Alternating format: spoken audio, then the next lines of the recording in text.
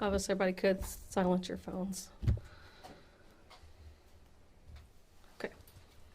Good afternoon. My name is Sheena McGackran. I'm the Public Information Officer for the Richland Hills Police Department. Joining us today, starting at my right, is Police Chaplain Frank Delio, Lieutenant Ronnie Miller, Chief of Police Kimberly Sylvester, and to my left is Sergeant Christian Gaitan, and the investigative team working this case, Sergeant Daniel Sawyer and Detective Jim Sears. Today, I would like to provide you with an update on the recent capital murder case our agency is working. I ask that you hold all questions to the end, and we will do our best to answer them as time allows. As many of you know, and those that don't, on Sunday, January 1st, 2023, at 7:50 a.m., the Richland Hills Police and Fire Departments were dispatched to a reported stabbing of a child at a residence in the 3500 block of Labadee Drive in Richland Hills, Texas. This was reported from a 911 call that came from a parent of the child inside the residence. Neighboring police and fire agencies also responded to assist. Upon entry into the residence, officers located a deceased child victim in a bedroom with injuries consistent with that caused by a sharp-edged weapon. A weapon of this type was recovered near the victim. The victim has been identified as 8-year-old Brenym McDonald.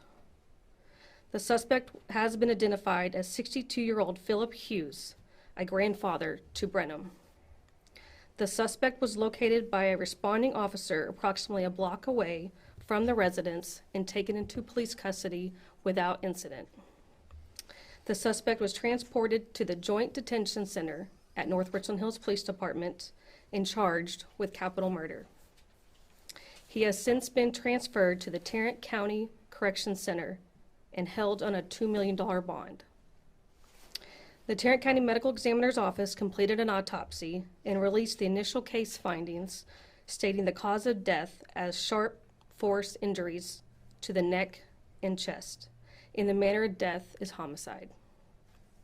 There have been a lot of questions surrounding this incident as the community tries to process how this horrific incident occurred.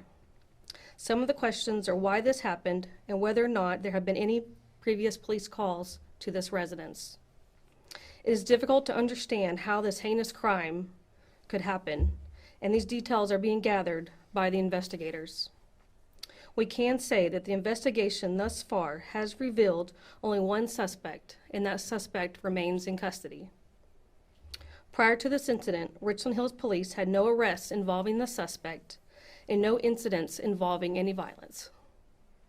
The last official contact that Richland Hills Police had with the suspect was in 2021 when the complainant, where he was a complainant in animal and parking complaints. Even though we're providing this update, again, this is still an active investigation. We are still working and collecting information and investigating the circumstances surrounding the incident. We do not want to release any information that might jeopardize the integrity of this case. We still urge anyone with information regarding this incident to contact the Richland Hills Police Department detectives, and that can be done at cid@richlandhills.com. At this time, I would now like to introduce Chief of Police Kimberly Sylvester.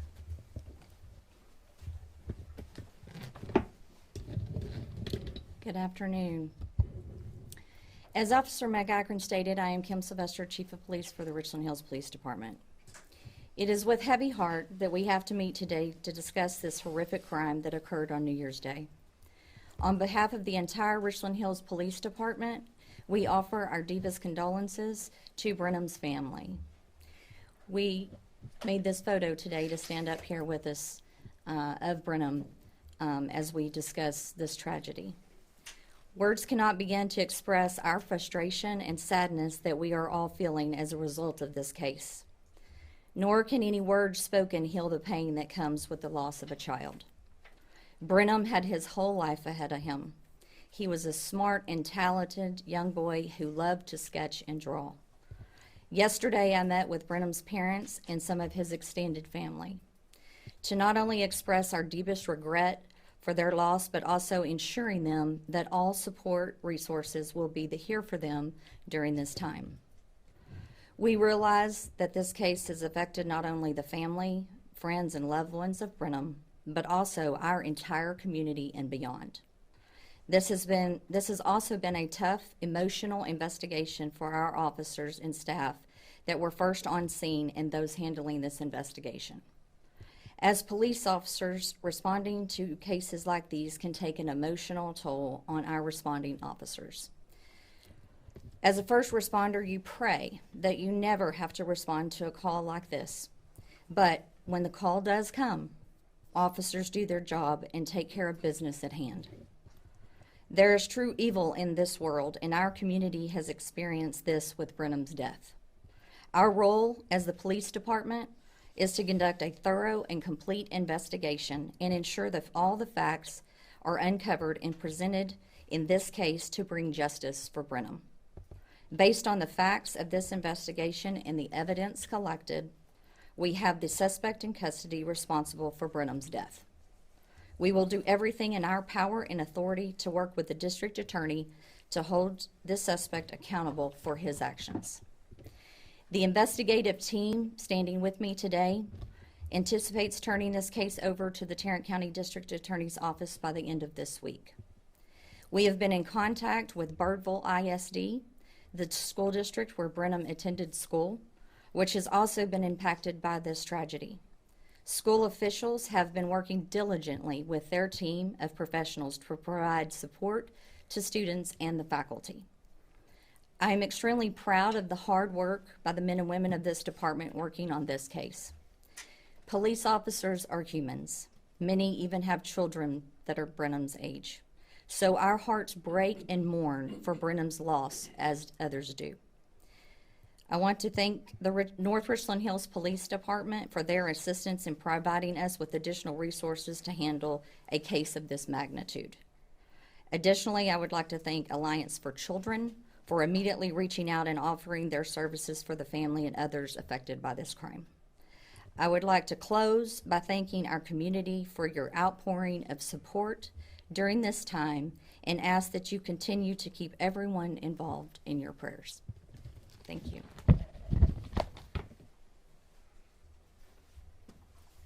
Okay, we now have some time for just a few questions, if there are any. Chief, can you all discuss of what the suspect said to you all when he was taken into custody or anything of that nature at this time? So because this is still an active investigation, there are details that we cannot discuss, but throughout this investigation, it's revealed there's only one suspect, and that suspect remains in custody. Chief, can you take us back to the moment you learned this involved an 8-year-old and how this hit you personally? Yes, as I stated earlier, when I was notified of this tragic incident, as police officers and as much as we experience through our profession and this career, it is never easy to hear that a child's life has been lost in such a tragic way. Chief, or if one of you could comment on, when we had spoken with the great-grandmother on the day of the incident, she commented about the fact that the family was staying in the suspect's home temporarily. Can you talk a little bit about how long they had all been living together? Was this a new situation? The parents in Brenem were residing in the home with the grandfather. And I believe as one of the other interviews that was conducted, the grandmother had stated it had been in the last 2 years, and that is confirmed information. Any tension between the two, groups, either the grandfather and the parents, that day or any time beforehand? Again, this being an active investigation, those are details that we can't discuss at this time. So at this time, it's safe to say that you guys are working to pile together the motive in this case, and what does the Tarrant County DA expect to get by the end of the week, and is his affidavit going to be made available to the public? The case will be filed with the district attorney's office by the end of the week. Because of the magnitude of this case, obviously there's much work to be done, more interviews to be conducted, but the bulk of the case will be provided for them of the work that we have gathered at this time. Who alerted police that something was wrong at the house? Was this a 911 call, welfare check? Can you walk us through that? It was a 911 call from one of the parents inside the residence who had discovered the child. Can you comment, and I'm so sorry if you already stated it, in regards to, was the grandfather home alone with the child at the time? Was he watching them when the parents were out or something like that? He was not at home alone with the grandfather. And what led you guys to the school and the location of Mr. Hughes? When the initial officers responded to the call, as it says in the press release, that we responded to a stabbing call that from a 911 call that came from the residence. Actually, the officer that you see in the ring videos that was driving down was actually one of the later officers coming to the scene to assist in the search of the suspect. And he happened to be driving down that road on the way to that area when he was flagged down by the suspect. You said you guys have recovered a murder weapon in this case. Can you describe that weapon, and is it anything that was able to be tied to Mr. Hughes that kind of led you to him in the first place? I can confirm what Officer McEachern has said, is as it was described by the medical examiner's office as a sharp-edged object, and we did discover a object matching that description in the residence near the victim. Did it belong to Mr. Hughes? Again, those are details we can't discuss at this time. And Chief, are you able to say whether the parents heard a commotion and went to check on the boy, or did they discover him the next morning when they went to get him, wake him up in the morning? Again, at this time, those are details we can't discuss. There are neighbors who shared some things about Brenem, saying that he was living with autism and also was diabetic. Are you guys able to confirm that at all? Those are details we can't discuss under the medical conditions of the child, as those are protected under the law. Chief, can you kind of discuss, just if you can, discuss to us, what led you guys to the grandfather in the first place?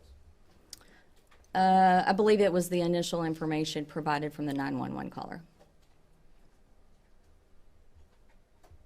And CPS history at this home, have they just been living so short time, there's nothing involved, and the only calls that you guys have had have not included violence with the suspect? That is correct. What about his history? Have you guys been told anything about his medical conditions? Some neighbors told us that he was an Army veteran and might have a rough past. Can you describe or talk about that at all? That's just something that we've heard. Can you speak to it? I will go back to the question and answer that Officer McEachern has already provided in the history of the dealings that we have had with the suspect. There has been no violent interaction or instance of where we responded with him. Chief, in regards to just the toll that this is taking on you all and the investigation, you'll have counselors or anything like that helping as you all navigate, such a terrible situation?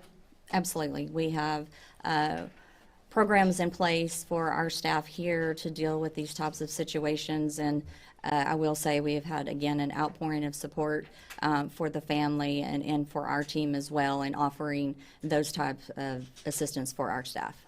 Obviously, there was some conversation about, this press conference with the family, and, blowing up the photo. Mm-hmm. Can you tell us about that? And Chief, when you look at this photo of Brenem, what's going through your mind? Yes, as I stated when I spoke a few minutes ago, I met with Brenen's parents yesterday and some extended family for quite a long period of time, and obviously received permission from the family to have his picture displayed today, and was given the photo by Brenen's mom.